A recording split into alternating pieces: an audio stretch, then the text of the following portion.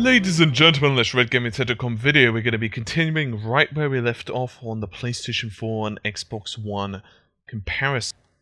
So, at this point we've discussed a hell of a lot of stuff, mostly on the differences between the two systems. In this video we're going to actually be speaking a lot about the common ground, the commonalities between the two GPUs, and just how the Radeon architecture works.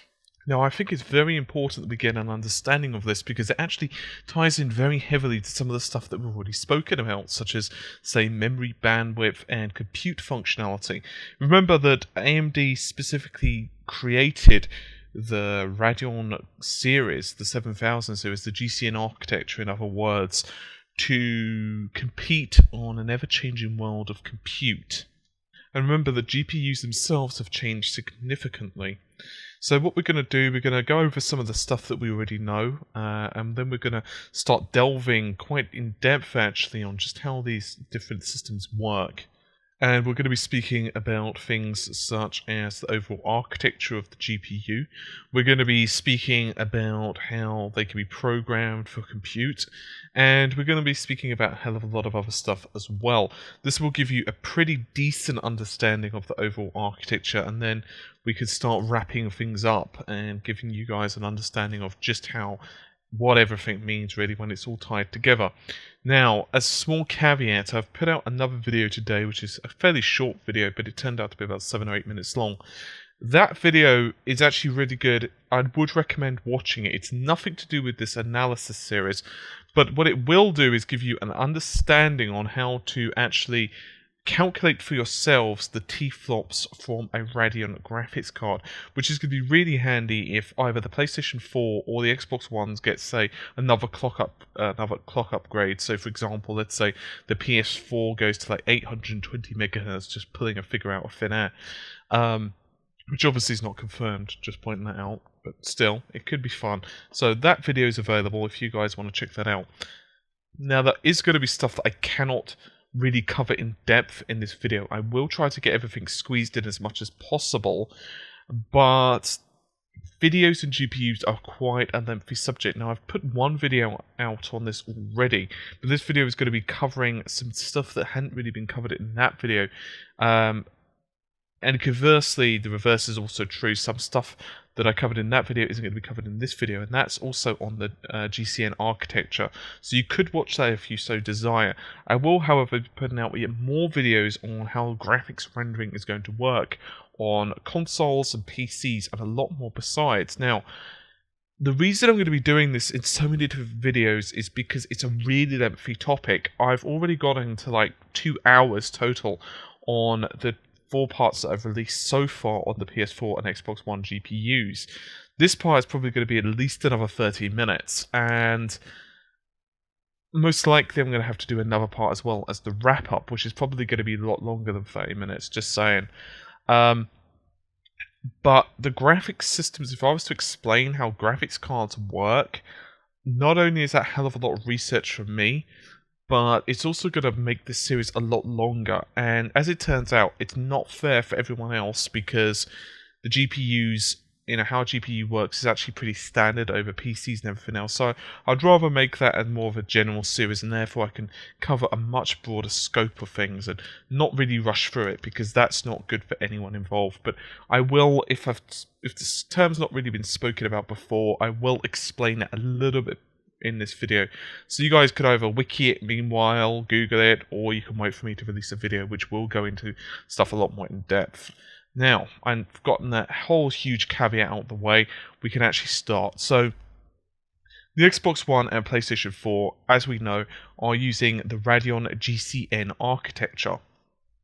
Now, up until that point, various GPUs from AMD, up until the 6000 series had actually followed a common ground for a couple of generations, and the GCN architecture actually came out and they pretty much scrapped everything they had. Well, not completely everything, but a lot of the ideas they had, and instead they went a completely different direction. A direction that was a lot more flexible and also aimed at compute, which of course is one of the reasons that, well, Sony went with them, because obviously they are really pushing the compute side of things. Now, the Xbox One has 12 GCN cores, and the PlayStation 4 has 18 total. Now, each of those cores contains 64 stream processors, which is why, for example, if you were to open up a calculator, or by all means you could do it with your head if you so desire, you could, for example, take the 18 of the PlayStation 4, you could simply multiply that by 64, and that gives you the 1152 stream processors that sometimes people speak about. They mostly say, the GCN cores, but technically the stream processors. Now, those processors are working at 800 megahertz for the PS4, or if you prefer on the Xbox One, 853 megahertz. Now, that gives you 1.84 T-flops of computing power for the PS4, and as you know, for the Xbox One, most likely, it's about 1.31, a smidgen over. Now it's had that slight increase in clock speed of about 6.6 odd percent. From memory, it's around that. Anyway, I'm not going to bother to do the math again, but it's around 6.7% increase in clock speed, which is a reasonable performance increase, considering it was lagging about 50%, so that's about 40% behind, which, I don't know about you, but I'd rather be 40% behind than what I would 50. So, graphics cards of today, GPUs of today, are really different from what they were back in the day. If you guys are actually curious about this, you can check out the photos on Red Gaming Tech, and I've actually just put up something that actually shows you the evolution of GPUs in the late 90s. And in the late 90s, there was a hell of a lot of difference.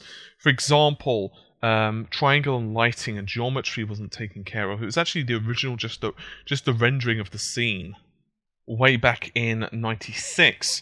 And then by the time that 99 rolled around, it was handling rendering, triangle setup and clipping, lighting and transform, which are all really important attributes, as you can imagine, for creating a scene and actually making sure that that scene looks really good. So, for example, lighting alone now is a huge task, and there's absolutely masses of material.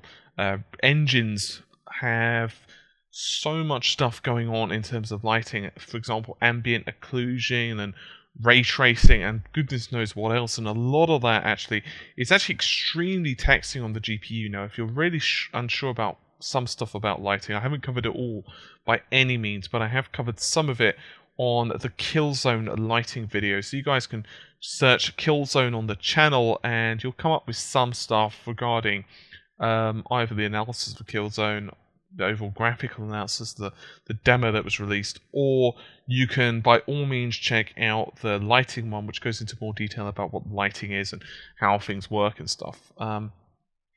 But the evolution of GPUs, back then they weren't actually known as GPUs. GPUs were known as graphics processors, and then they became graphics processing units.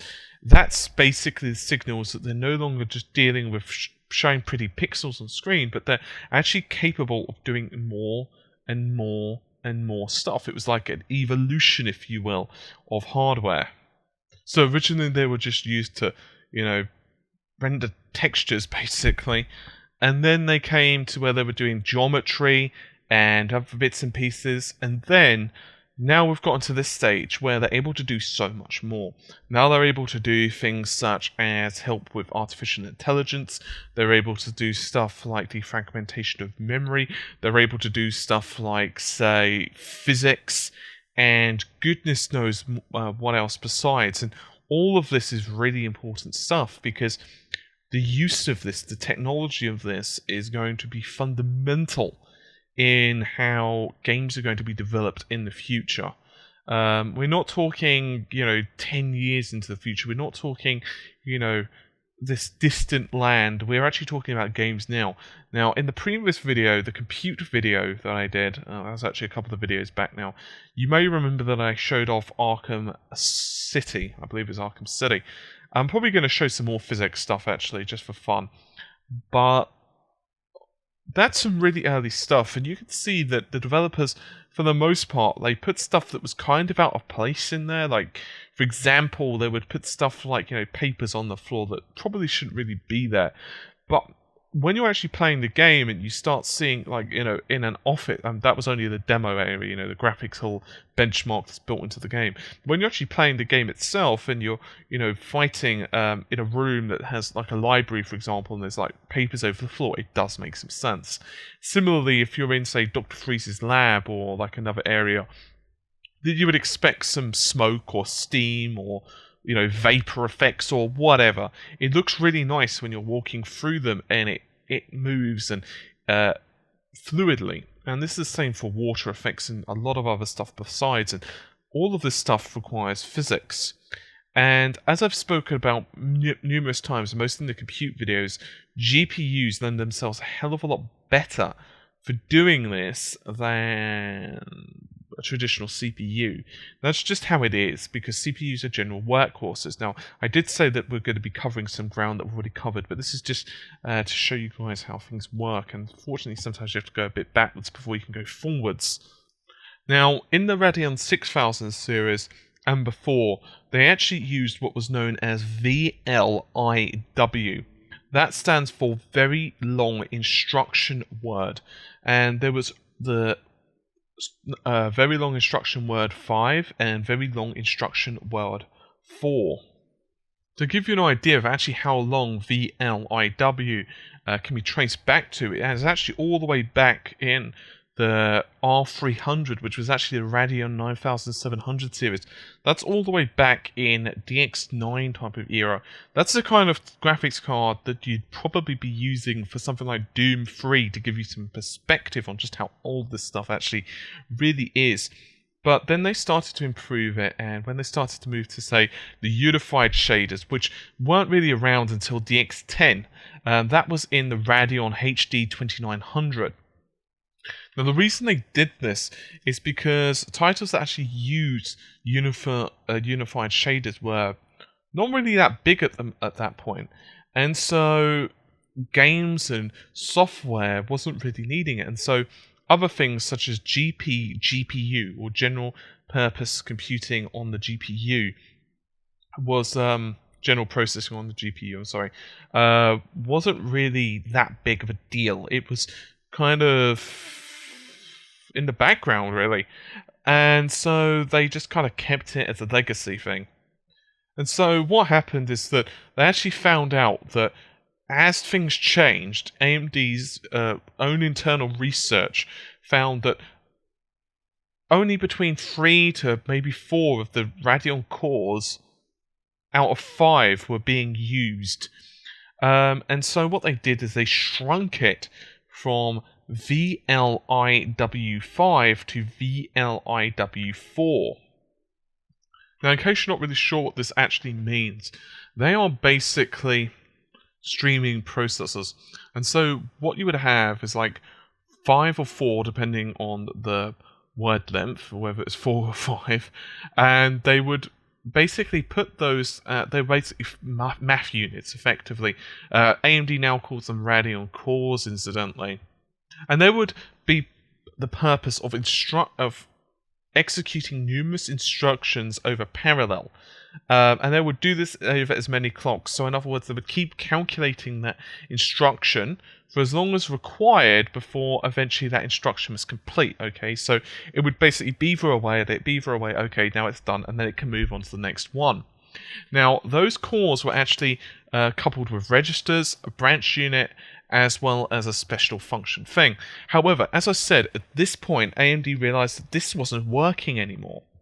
And so they started to change the architecture. So VLIW5 had actually 4 vector processing units. These were for RGB and alpha. But they just decided that, you know what, the amount of subroutines, the amount of routines for physics, geometry, goodness knows what else, was starting to increase.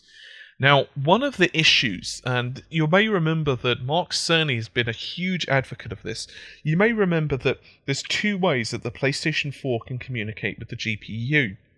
One is a high-level API, application programming interface, which has some similarities to the DX11. The other one, now the high-level one, gives you almost like a wrapper. It takes care of a lot of the functions for you, but the problem is that it takes extra processing power to do this, right? Which is fine, fair enough. Obviously, convenience has always a price. Then there's the lower level one, and the lower level one gives basically you the ability to code things directly. You no longer having things done prettily for you. It is a simple case that you are doing every single thing yourself. You have to actually code it in. The trade-off is that it takes longer. You need to understand it a hell of a lot more, and there's a heck of a lot more chance that you can screw up your code. In other words, make errors, crashes, that type of thing. Sony, of course, have provided decent, or very good tools, apparently, to do so, as of Microsoft, to be fair. However, Microsoft, you don't have lower-level access anyway. As far as what we understand from right now, maybe that will change in the future. But what we do know is that this allows you to basically really code down to the lowest common denominator. Now, the reason behind all of this, the purpose, and there's always a purpose, the purpose in this case is that Sony have allowed you to basically do whatever the heck you want with that hardware. You can utilize the hardware as required. And this is really important because games development, the actual purpose, the actual flow of developing a game is not what it used to be. It's not what it used to be, 5 years ago. John Carmack has even said the same thing.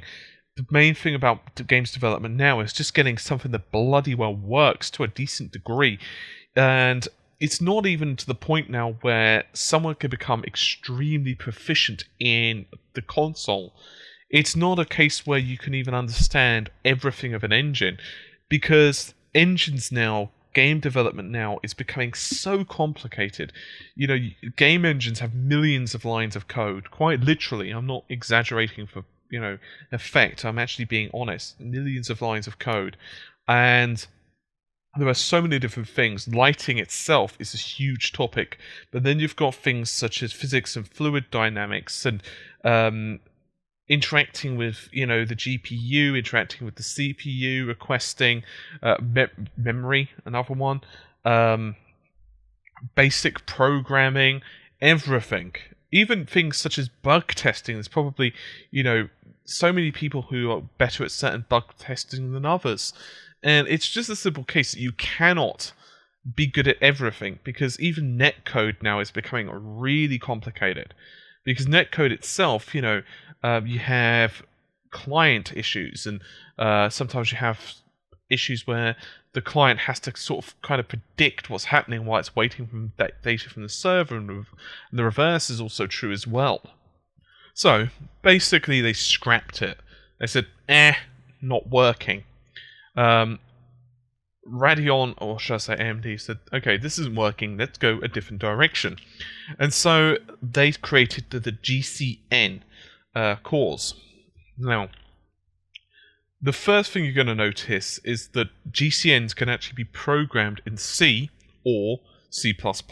Now, you might notice something really important in those sentences, because C and C++ are pretty much the fundamental things that you're using to code on the PS4.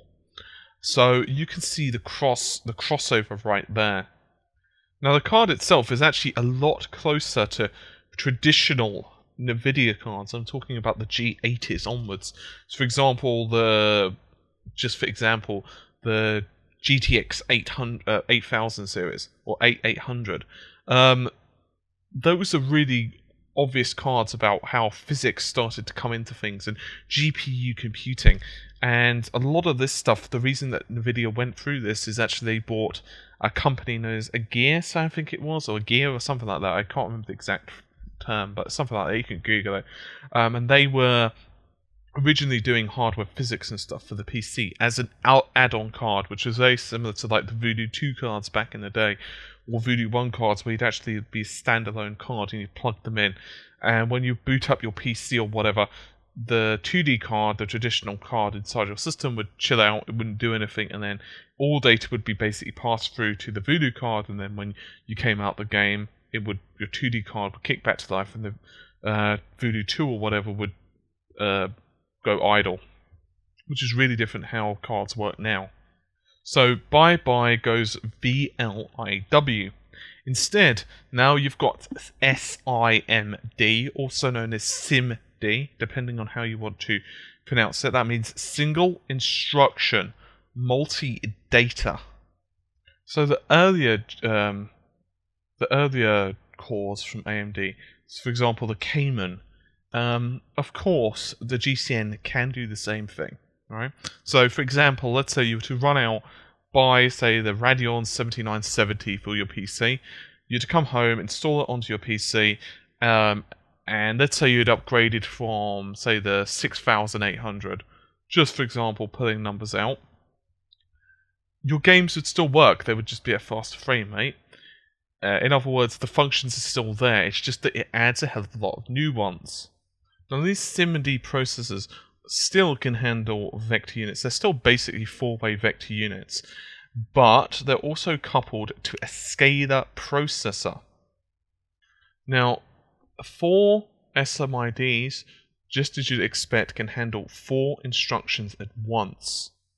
So the basic unit of a GCN is a 16 wide array of these execution units, arranged for SIMD, which is, as I've said before, single instruction and multi-data, which is a hell of a lot closer to the G80 cards. Now, this is because, as I've said earlier, they're going for the GPU. So these SIMDs are basically then arranged in groups of 4. Now, remember how I was saying about 64 there? Well, there you go.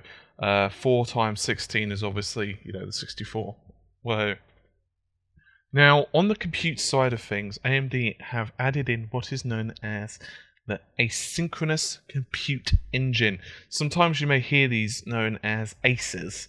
And they actually have quite a simple role. Well, actually, they have a couple of tasks, to be honest. There are multiple of these ACEs on a GPU, and basically the ACEs decide resource allocation, task priority, as well as content switching. Now, one of the purposes of this is that it allows the GCN cores to handle things or execute things out of order. It's a limited ability, it's not a complete ability, but still. Now, one of the purposes behind this is normally the GCN cores are what is known as an in-order architecture. In other words, they will compile data like a conveyor belt. As the data comes along, they'll execute the code. Brilliant and simple, right? But basically, ACEs can do a simple thing of saying, no, you've got to work on this instead. So they can prioritize and reprioritize the task. So if something, for example, seemed really important at one point, they can simply say, no, wait a minute, this is more important. And this is one of the reasons, by the way, that things such as compute, this is kind of how compute works. So the GCN units will be fully scalable, which is really good when dealing with large amounts of geometry as well. The Cayman Islands engines have been replaced with multi-primitive pipelines. And they're responsible for things such as tessellation, geometry, high-order surface processing, and blah blah blah blah blah. So after all of that's done, after the graphics have basically been somewhat formed in the compute units, then it hits what's known as the pixel pipelines. Now, pixel pipelines are actually home to the ROPs, and we've been through what ROPs are somewhat before. Now, it's very, very, very important to note that, and this is why I was saying about this previously, that ROPs themselves are actually really at the mercy of level 2 cache performance, memory performance, and various other bits and bobs as well. This is one of the reasons that many people, especially since the PS4 actually has 32 versus 16 of the Xbox One drops. Many people are expecting things such as, say, anti-aliasing and various other special effects or texture texture filtering, for example, and so on, to be a bit smoother on the PlayStation 4. So I did mention about C++. GCN cores, one of the reasons as well behind all of this is that they can actually handle and support advanced languages such as C++. So it can handle things such as virtual functions and more besides. So this allows basically the developers to be able to much easier integrate GPU and CPU within the same code frame, which is a heck of a lot easier. And you can imagine an amalgamation such as the AMD Jaguar, as well as actually desktop PCs, that this allows them to offset a lot more stuff easily and process a lot more stuff easily to the GPU. Now we do know that Microsoft himself has created what is known as C++ Accelerated Massive Parallelism. That's also known as AMP, which is an extension. The purpose behind that is that it's supposed to bridge the gap between current and future architectures. Although that's mostly if a GPU doesn't actually fully support the C++ features. Okay, so now we've spoken quite heavily about the purposes, or not the purpose, shall I say the basic way that the GCN core works and how the whole thing is tied together. Now, this is really important because when you think about it, you can start seeing just how much of an impact these less GCN cores are going to have in the long term, not just on compute functions, but on a lot more besides. Now, in the next video, I'm going to be speaking and tying everything together in one final kind of rundown. I'm hoping that you guys have a reasonable-ish understanding now of how the GCN core architecture does work.